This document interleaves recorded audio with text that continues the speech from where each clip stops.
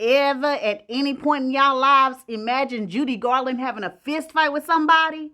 Baby, me either. Let me go ahead and plug my merch and tell y'all to go get some of my merch at ashleysaysso.net. The link will be in the description. Also, if you guys just want to send me gifts from my wish list on Amazon, that link is also in the description. Go ahead and listen to this disclaimer so we can get to this tea. The whole video is hearsay, rumor, and gossip that I find on TV, online, magazine, books, and I ball it all up and I tell you guys a story. It's all for entertainment purposes only. Now let's get to it. Frances Ethel Gum, aka Judy Garland, was born on June the 10th, 1922 in Grand Rapids, Minnesota. Her mother's name was Ethel Marion Gum and her father's name was Frank Avent Gum. And on top of Judy, they had two more daughters. First daughter's name was Mary Jane Gum and the second daughter's name was Dorothy Virginia Gum. And when we go back to the story of little Judy, baby, her life seemed like a mess from the start. First off, Ethel and Frank didn't even want Judy because they had two children already and they were struggling. So this meant when Ethel found out that she was pregnant, baby, she did everything to have an abortion. Gossip claims that she was drinking castor oil, riding over bumpy roads, even inserted some stuff to try to get rid of the child. In the end, everything failed, of course, and when baby Judy was born, calmer heads prevailed. In fact, Ethel started to look at Judy as less a mistake and more of a new idea. Now that she had three daughters, she decided that they should become a performing trio. And so they did. Judy and her two elder sisters became the Gum sisters and they started to perform wherever they could. They worked tirelessly and were intent on making a big name for themselves, but there was somebody in their family that was working against them. And that was their father, Frank. And no, he was not intentionally trying to sabotage his daughter, but he kept the family on the move. Anytime the Gum sisters would establish a name for themselves and people's tongues would get to wagging, Frank would burst through the front door telling everybody to get up and pack everything up because they had to leave town. And you would think his wife Ethel, who wanted so badly for her girls to become stars, would have put a stop to this. But baby, she was the first one packing up bags and hustling everybody out the door because Ethel knew when her husband Frank said it's time to go,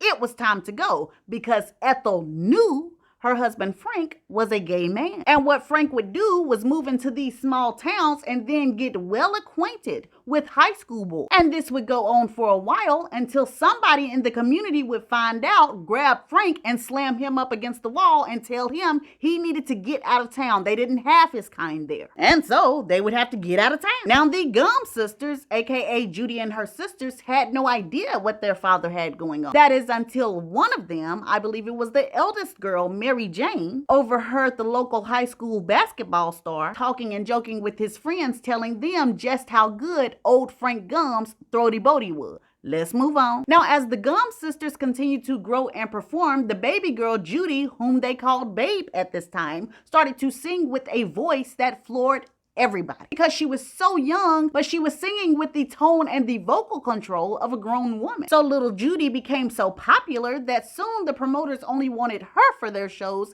and not her sister. Gossip claims on one of those shows, the elder sister Mary Jane came out to perform and sing. Baby, as soon as that girl got to send my regards to Broadway, remember me to Harold, somebody threw a salami sandwich and bust that girl upside the head. After that came a ham sandwich, then a roast beef sandwich. That baby looked like a meat lover's pizza when she walked off stage, but the audience had spoken. They didn't want no doggone Mary Jane. They wanted baby Judy. So since it was clear that Judy was the true star of the show, Ethel kind of stopped making it mandatory for the elder two sisters to perform all the time. And this was great for them, but terrible for Judy because Ethel was really becoming a high-strung showbiz stage mom. And then the woman was harsh a lot of the time. Like if she and Judy were on the road and Judy said something like, you know, Mama, I want to go home. I'm tired of this. Ethel would say, you just be quiet right now. As a matter of fact, you're being a bad girl. And then she would walk out of the hotel door, leave Judy in the room, and she would be gone for a long period of time. And the whole time, Judy would be in the room crying and scared to death, not knowing if her mama was going to come back. And then when Ethel would come back, she would say things like, ain't you glad I'm back? You see what being a good girl gets you? And Ethel thought she was in the right by doing this. She felt like that it was her job as a mother to do everything she could to make her daughter a star, star. And when I say Ethel went above and beyond to make sure her daughter would be a star, I should have said under and beyond, because the folks say that she would take little Judy to auditions and casting calls, and once they were done auditioning,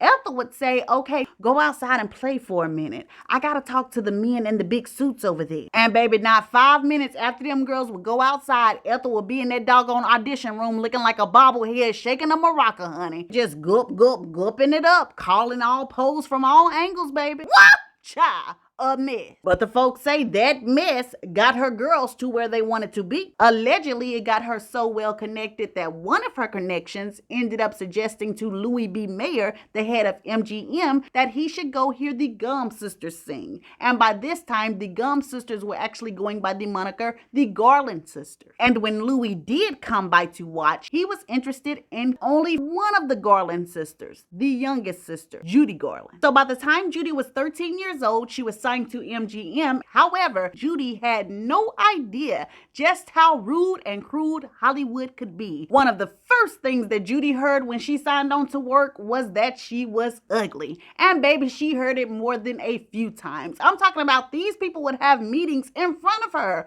talking about, well, Walt, we all know that Judy is ugly, but you know, she can sing, she can dance. There must be something we can do with her little ugly self. I know. How about we put her in an ugly duckling role? You know, where she grows up to be a beautiful swan. Oh, wait, no. That's not going to work because she's still ugly in real life. All right, maybe they didn't say all of that, but they definitely did have these meetings in front of her talking about her look. So imagine it. You are a 13-year-old girl and everybody around you is saying you're ugly. Judy internalized it. She accepted and believed that she was ugly. So she was determined to make up for her looks by being the best darn actress anybody had ever seen. And while that is all great and good, the whole situation really is ironic because Judy Garland really was not an ugly girl. She just didn't look like the beauties of her day, but we'll get to that in a second. To get back to the current part of the story, the studio did find quick work for Judy. They cast her in Girl Next Door roles with Mickey Rooney, looking to the public like a boy and a girl who were pretty much destined for each other, who were destined to grow up, fall in love, and get married. But behind the scenes, real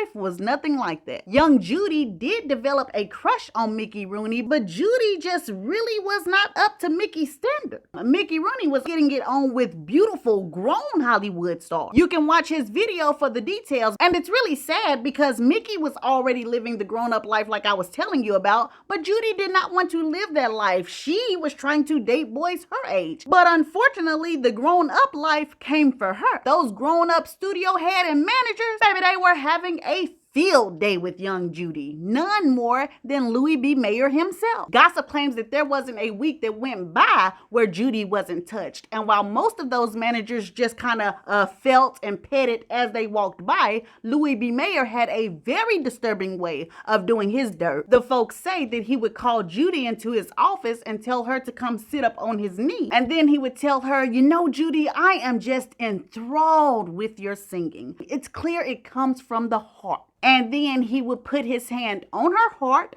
which by this time was lumpy, if you get what I mean, and then tell her to sing. And while she was singing, he would stroke and caress her lumpy heart. On top of dealing with this mess, sometimes Judy would mess up and not perform up to studio standards. And studio standards meant children working 24 hours a day. So in order to keep Judy right and tight and up and perky for when she was shooting a scene, they started to give her caffeine, energy, and even amphetamine pills. And so what happens? Yes, now Judy is all hyped up and she can perform very well, but now when it's nighttime and it's time for her to go to sleep, she's still hyped up. So they started to give her sleeping pills and other barbiturates so she could go to sleep. So MGM turned Judy Garland into Frankie Lyman, if you catch my drift. And it's really sad because this baby had no idea that she was even being turned into this. In fact, them giving this medicine to Judy wasn't even a main concern for her. Her whole focus at this time was the weight she was gaining. Judy Garland, at 14 and 15 years old, started to become what the studios called pudgy. They made her stand in front of a mirror and basically said, look at yourself. Do you want to look like a fat slob or do you want to look like a sexy movie star? And so this child was laser focused on staying thin, but sometimes she she would slip up. And after one too many slip-ups, Louis B. Mayer decided to step in. And he basically starved Judy Garland. All of her meals came from the cafeteria on the lot. And Louis B. Mayer would tell them, only feed her soup. If you feed her something else, you're gonna be fired. And that was on the days that she got soup. Some days she didn't get really nothing to eat. She only got something to drink. So it was really tough on Judy Garland. So this led to Judy looking for an outlet, and that outlet was boys. And yes, she would huddle up and cover up when those grown behind managers would walk through, but when boys her age came through, baby, open. Actor Buddy Pepper kept Judy bent out of shape. Frankie Darrow is another one that Judy started to sneak and visit in the night. And there was at least one other teenage male actor that she was getting up to no good with. So when The Wizard of Oz came about, when Judy was 16, she was nowhere near the little innocent plaited up hair girl that they portrayed her to be. This girl was getting it in. And I don't know if some of those Munchkin actors on The Wizard of Oz felt like because they were small and short that they would look like teenagers and maybe be attractive to Judy or something. I'm not sure, but honey, they tried it. Story says that the Munchkins would have orgies and drinking parties with each other and baby invite Judy to join. And a few of them went so far as to put their hand up her dress. And just to give a little bit more tea about those Munchkins, gossip claims that some of those female Munchkins got arrested for trying to prostitute on the set. Talking about follow the yellow brick road to get a piece of the midget pie. Baby, I can't. Really, the whole Wizard of Oz set was filled with weird things and calamities. However, the movie The Wizard of Oz made Judy Garland an absolute star, but it also typecast her horribly. It made her America's little innocent sweetheart. But like I already told you, in real life, Judy wasn't an innocent sweetheart. Well, if the world found out, MGM feared that it would ruin Judy's reputation, and they feared even more the money they would lose. So Louis B. Mayer, with the help of Judy's mother Ethel, put Judy under lock and key. Any going out and dancing that she had been doing, they stopped that. She was not to dress adult-like at all. In fact, they barely wanted her to dress like a teenager. And they certainly did not want her seen out in public with a guy. So Judy, under all of this pressure, did try to obey, but by the time she turned 17 and 18, she was done with this. And she basically came to Louis B. Mayer and was like, okay, I get why you want me to stay young and innocent because that is the way the public sees me, but now I am growing up, so how about you make me into an adult star? She wanted him to cast her as a leading lady in a grown-up movie so she could wear those sensual slinky dresses and she could like cut her hair and have it curled. You know, she just wanted to be portrayed as grown up. Therefore, if she's portrayed as grown up, it wouldn't be really a shock to the public that she was living a grown up life. Well, Louis B. Mayer told her something close to, oh, my little hunchback want to be a leading lady. You want to grow up? You want to look sexy? Well, sorry for you, ugly. You ain't got the looks to be a leading lady. Your nose is too big, your eyes are too far apart, your shoulders are too wide, your legs are too short, and your waist is too short. You don't have the glamour to pull off being a leading lady. So, you know, I hated to tell you all that, but why don't you just continue to try to be a good little girl? Just stay doing what you're doing. And this conversation hurt Judy to no end. But to compile on top of that, now she'd seen other stars her age who had started off as child stars or teenage stars. They were budding into voluptuous, beautiful women. People like Ava Gardner and Lana Turner, and actually especially Lana Turner, because allegedly it was Lana Turner who Judy was most jealous of. She watched as Lana Turner walked on her sets and men drooled over her. While when Judy walked on the set, folks sitting up there saying, you know, hey Judy, how's it going today, kiddo? But her and Lana Turner are the same age. And allegedly this envy of Lana Turner soon turned into full-blown hate because gossip claims that Judy believed that Lana Turner stabbed her in the back. You see, around 17 years old, Judy was acquainted with this very handsome musician named Artie Shaw. And when Judy first saw Artie Shaw, she wasted no time coming up and introducing herself. You know, they had a good conversation and they really became fast friends. But in Judy's mind, fast friends meant dating. Now, the story says, while Judy and Artie did sometimes go out dancing, Artie was under the impression that he was dancing with a friend. Artie said there was never a time when he was attracted to Judy at all. Gossip claims that whenever he tried to give her a friendly peck on the cheek, she'd turn her lips to him and he'd tell her, Judy, stop doing that. Or she would do things like see him talking face to face with somebody and then come through like, excuse me, boys, and pump her booty out and try to touch his stuff when she slid through. And Artie told her to cut that out too. But no matter how much Artie told Judy to stop that, we're not doing that, she still had it in her mind that this guy loved her and she loved him. And one day she found herself talking to Lana Turner about this. She told Lana that she'd been talking to Artie Shaw and that, she really liked him. And one day she felt like they were going to get married. Well, rumor has it that soon after that, Lana ends up going to an event and she ends up meeting Artie Shaw there for herself. And just like how Judy felt about Artie Shaw, Lana felt that about Artie Shaw. She thought he was magnificently handsome. The difference is that Artie Shaw also felt fireworks about Lana Turner. And they were so delighted by each other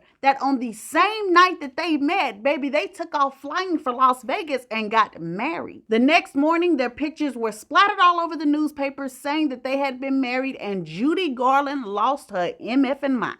Gossip claims that Judy started ramming her head into a wall, started kicking at the air, slapping herself in the back of the head. Ethel, her mother, called Artie Shaw personally and basically told him off, said, you broke my daughter's heart. And Artie didn't come over right then, but about 3 days later, when he heard that Judy was threatening to take herself off of this earth, he did come over. But his words of comfort scarred Judy Garland even more, because Artie told her, come on, Judy, I do love you, but I love you as a friend. You have to understand, Judy, I had to marry a woman, a real lady, and Lana is a lady. And this right here shattered Judy's heart to pieces. Artie meant well, but what he did was cemented the fact to Judy Garland that she would never be looked at as this voluptuous, sexy figure. Heck, the way he was talking, she wouldn't even be looked at as a real lady. And although Judy had been on medication from the studios for at least 4 to 5 years at this point, after this whole ordeal with Artie Shaw, she started taking many more pills and different type of pills. And she also developed her second habit, drinking alcohol. And another thing that Judy was determined to do after this whole Lana Turner and Artie Shaw debacle, she was determined to get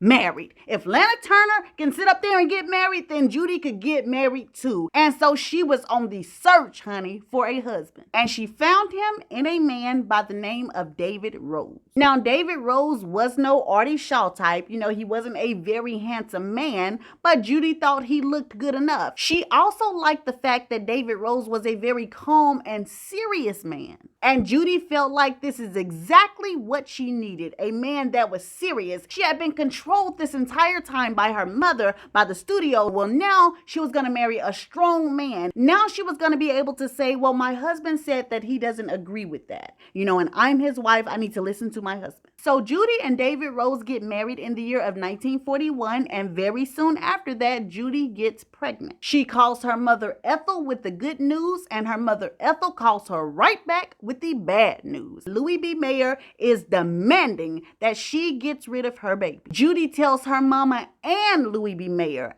absolutely not. This is my child. I am married. Well, Louis B. Mayer told her if she had that baby, she was finished. He was already upset with her getting married to David Rose. I didn't explain all that, but he wanted to keep under lock and key and all of that good stuff. So he was already upset that she had done that. But a baby, he told her no, her image would be shot and he was not going to keep her on. So Judy is just sitting there thinking like, shoot, wait till I tell David about this, honey, because my man, he ain't finna go for this. This his baby. Well, she goes and tells David what Louis B. Mayer and Ethel are wanting, and David's sitting up there talking about some, okay, so they want you to get rid of the baby, huh? Not strong, not supportive, not arguing, not even upset. In fact, as she talked to him further, David is kind of talking with the tone that, maybe you should get rid of the baby. Judy is absolutely devastated. She has married pretty much a pansy in her eyes. And so she goes ahead and she gets the abortion. Not really because of Louis B. Mayer and her mother. She got it because she realized that she was no longer in love with David anymore. You know, this man was not who she thought he was going to be. And this is really just so sad. And what makes it even sadder is that next year she got pregnant again and there was another termination. And this time she didn't even tell David anything about the baby. She didn't cry, she didn't fuss, she didn't plead. She just went ahead and terminated it. And I know y'all are sitting out there like, why should she tell her husband about the baby? He didn't protect the first baby. But that's not it at all. The reason she didn't tell David about this baby is because it was Tyrone Power's baby. Boom, baby. Scandal time. Baby, the folks say that Tyrone Power had been all up and through Judy's TT pretty much almost the whole time she was married. Said that Tyrone was head over heels for Judy because when they first started messing around, Tyrone told Judy straight up, hey, I don't want you to have any surprises, so I want to let you know that I am a bisexual man. That means I like men and women. He expected Judy to pick up her clothes and run off. Child, Judy ran all right back on top of that D. Judy was a freak, they said. When she officially divorced her husband David Rose in 1944, there was another young actor she was messing around with, and he said Judy was up for all the smoke, said that she was giving him some throat bow go. And when he splashed his relief, he told Judy, I don't want you to spit or wallow. I want you to hold it. And I want you to sing somewhere over the rainbow while you hold it. Baby, Judy Garland was up there bucky naked in the middle of the floor, gurgling somewhere over the rainbow. But listen, the folks say that she stayed with a mouthful of kids' juice. The folks say that Frank Sinatra lost so much stuff to Judy Garland's stomach that Judy got upset about it. Told a friend that Frank was wasting her time, that he always wanted the throat and not the stuff. And the friend was like, well, Judy, some men would prefer that over that. Said Judy told her, well, shoot, he need to stop calling me because I feel like something wrong with him. Because what man don't like to... Now, although Judy was getting bent all kinds of out of shape, there was one man, Vincent Minnelli, directing a picture that she was in, and they couldn't get along. Well, all anybody knew is that one day the whole set cut to go to lunch. And a few people came back from lunch early. Child, they messed around and looked at the prop bus that was on set, and all they saw was Judy bent over looking like this and Vincent standing behind her doing the thrust 3000. So soon it was all over the lot that Judy and Vincent were messing around with each other. And I don't know if this pushed her and Vincent to get married, but they did indeed get married soon after in the year 1945. And soon after this marriage, Judy became pregnant again, and she kept the baby and named her Liza. And although Judy and Vincent adored Liza, after Liza's birth, their marriage started to crack. They grew very distant and became more business partners than actual lovers. And since this was the case, this left room for other lovers to infiltrate their life,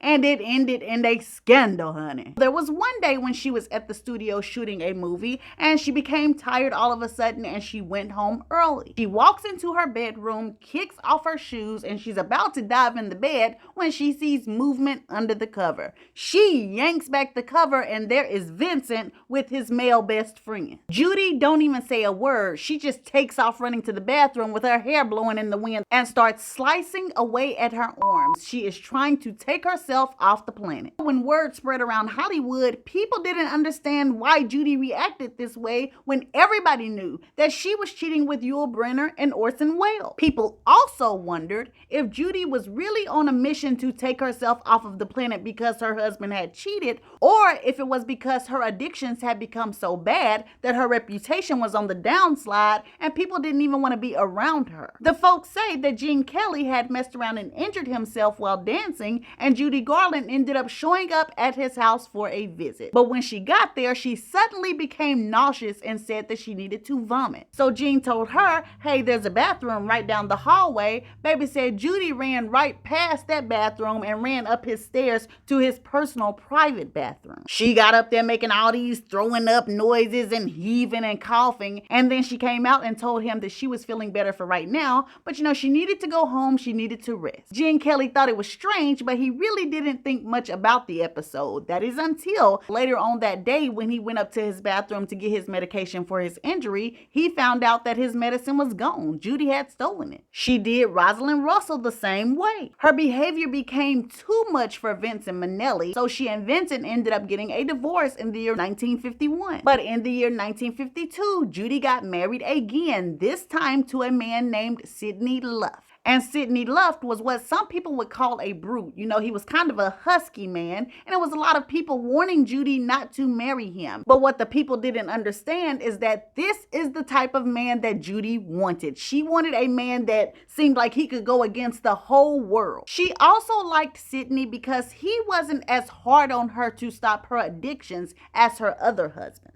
In fact, Sidney liked to party and have a good time. The only thing he wanted Judy to do was continue to bring in the money. So Judy had a good time with Sidney, and people were talking about Sidney being tough. Shoot, Judy felt like her and Sidney were Bonnie and Clyde. She toughened up too with him. There's this one story about how she and Sidney were coming back from a party and they were both very sloppy drunk and they ended up hitting another car. Well, they were so out of it that they thought it was the other car's fault. So both Sidney and Judy get out of the car cursing, what's wrong with y'all? And a young man who was a passenger in that other vehicle got out of the car and was basically coming up to Judy to tell her, no, y'all are at fault. But before he can get it out, baby, Judy slapped him across the face, broke his glasses and everything. And when the driver of the other car got out, who I think was that boy's father, baby, Sia drugged that man all across the street, gave him all kind of black eyes and busted lips. It was so bad that Sidney was actually arrested and put in jail, but the cops let Judy go. So Judy was very turned on by her little gangster boo Sidney, and soon she gave him 2 children, a daughter named Lorna and a son named Joey. But all of this freedom with her addictions and living this party life and fighting folks with her husband,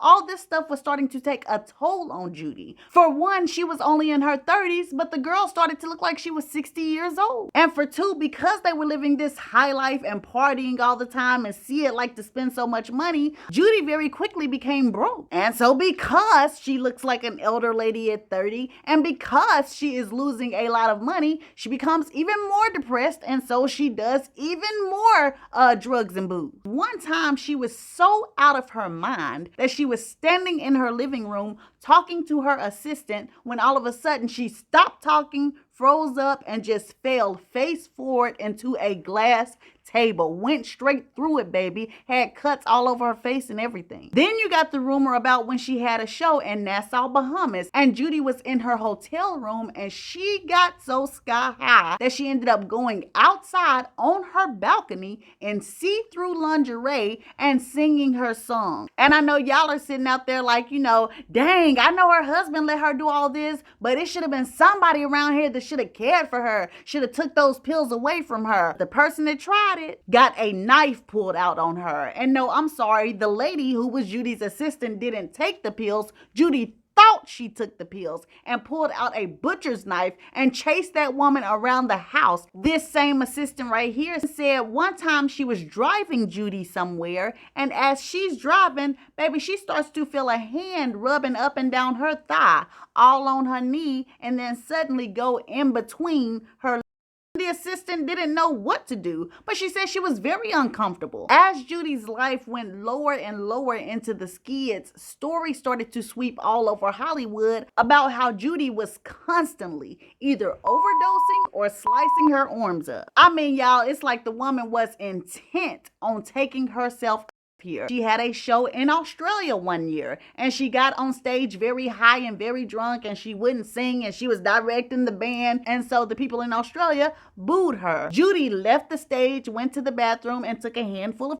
And not only was Judy over-medicating and slicing and dicing herself, she also had a habit of setting herself on fire, because Judy would be so drunk and so high, and then she would try to light a cigarette, and then she would drop it. In 1953, she set her whole cottage on fire. In 1956, she dropped her cigarette on her nightgown and ended up burning her legs up. By 1959, Judy had ruined her body so much that she was in the hospital swollen up like a balloon. She had lost the use of of her limbs, she couldn't think straight, and her liver was retaining fluid. Fluid was no longer leaving her body. Everybody thought it was the end game for Judy. However, the doctor decided to try to drain the fluid, and he did for 7 weeks straight. And this is what saved Judy's life. Judy went right back to what she had been doing, and then she and her husband Sidney Luft divorced in 1965. And also in 1965, Judy thought she finally found her soulmate.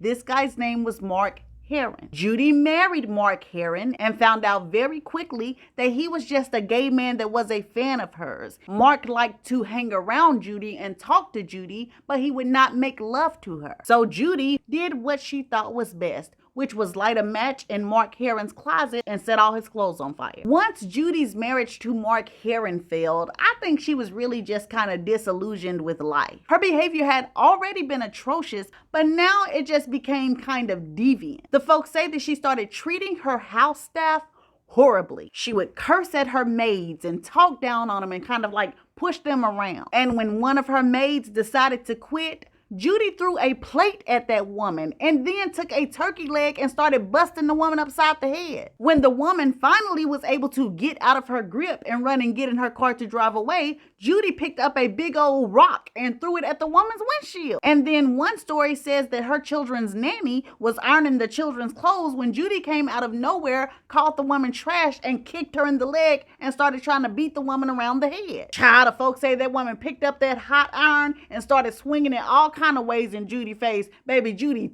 teleported upstairs and locked herself in the bedroom. But even after that, she still tried to play tough. Gossip claims that when the nanny got in the car to leave, Judy came back outside and threw a butcher knife at this woman's car. And the folks say that Judy even put the hands on a man's wife that she was messing with. David Beagleman, who was Judy's manager at the time, started to have an affair with Judy. Well, his wife Lee found out and showed up at the hotel where they were staying, and she ended up knocking on Judy's door expecting to find her husband in there. Baby, what she found was Judy's fist. She started to mollywop that doggone woman. But rumor has it, by the end of the fight, it was Lee who was on top of Judy, busting Judy all upside the head. Both women were stripped down to their bra and panties when the fight was over, and both of their faces were bloody. And I know I've said this a million times throughout this story, but I don't know what else to say. Judy just let the drugs consume her. She was so messed up that Liza grew up not wanting anything to do with her, and then Judy chased her two youngest children away, literally. Allegedly, Judy got up out of bed one night out of nowhere hallucinating, and she hallucinated that her son Joey was an intruder, and she picked up a knife and chased her own son, I think he was around 11 years old, chased him around the house trying to kill that boy. Joey literally ran out of the apartment that they were staying in at that time at 3 a.m. in the morning and ran down the street to a payphone to call his daddy to tell his daddy to please come and get him, and his daddy did. Now, Judy's daughter Lorna tried to stay with her mother and be there for her mother, but it just became too much for her, especially the number of times that she found her mother overdosed. The folks say that Lorna knew how to use a portable stomach pump that Judy had at the house just for her because she would OD. It just became a mess. There's really a ton of stories about Judy Garland's behavior, but all through the 1960s, it was just a mess. You know, Judy screwed up all of her money. She had signed on to do the movie Valley of the Dolls, but when she read her character, she didn't like it because she felt like her character was too evil. So she went and talked to the director about changing it, and the director told her no. Judy went to her dressing room and OD'd. When she never made it back to the set and the director came back to the dressing room, he was confronted with Judy laying out with her skirt hiked up with TT hair blowing in the wind. And of course, Judy was fired for this. There was another time when she had signed a contract with ABC to appear on one of their shows, but one night she didn't feel like appearing because she said she had laryngitis. Well, the people at ABC told her she had to come out on the show because she signed the contract. So Judy went to her dressing room and drew all over the walls with lipstick. She put cigarette butts everywhere. She even flooded the toilet and the sink. So she was just out of control. Like I said, you know, she was out of control and she lost all of her money. She ended up losing her house. She moved into hotels and she relied on fans to pay her rent sometimes. It was just A life full of scandal. However, on March the 15th, 1969, Judy Garland got married for the last time, and this was to a man named Mickey Dean. And Mickey Dean's was another one, just like her ex-husband Sidney Luft, that did not care that Judy continued to abuse pills and alcohol. And this was probably one of the reasons why only 3 months later, Mickey ended up waking up from a nap and finding his wife sitting in the bathroom on the toilet with her head down like this and her hands just propped on her knee. Mickey thought Judy was just asleep or unconscious again, like she was a lot of the times, until he tried to call her name and she wouldn't respond. So he ended up walking over to her and he lifted up her face like this, and at first he breathed a sigh of relief because Judy breathed. But as it would turn out, that breath was actually just air that had got trapped up in Judy's chest and her throat while her face was leaned down like this. Judy actually had been dead on that toilet for several hours, and that breath that came out was her last breath. Judy Garland had overdosed for the last time. And what makes this so ironic is that this time it was a mistake. She wasn't even trying to overdose, didn't even take a big amount of pills. But what happened is that all of her drug use in the past had built up over the years, so that became a lethal dose and caused Judy to pass away. And if gossip is to be believed, Gerald Levert passed away very similar to this. So with Judy Garland, I really don't know what to say about her story. Yes, it was a scandalous thing, child. But you know, I just feel like a lot of stuff happened in her childhood and that she had a deep pit of sorrow inside of her that she didn't know how to deal with. And unfortunately, in the end, it destroyed her. And what's even more sad is that Judy was only 47 years old at her time of death. But child, I don't know. Tell me what y'all think in the comments. We are finally at the end of the Judy Garland video. If you guys enjoyed it, go ahead and hit the like button. If you guys are new here, go ahead and subscribe. And if anybody missed the DIY video I did with my mom where she played my song I recorded, it will be linked in my top comment. I love y'all. Bye.